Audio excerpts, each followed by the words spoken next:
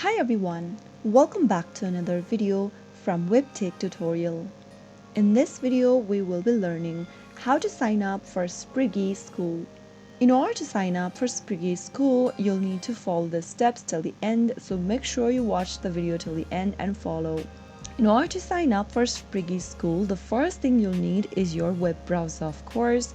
Open a web browser and go to the URL box and type in spriggyschools.com.au and press enter on your keyboard. This will take you to the official site for Spriggy Schools. Click on the login button at the top right corner, and in order to create a new account, click on register. Enter your first name, your last name, mobile phone number, email address, and create a password.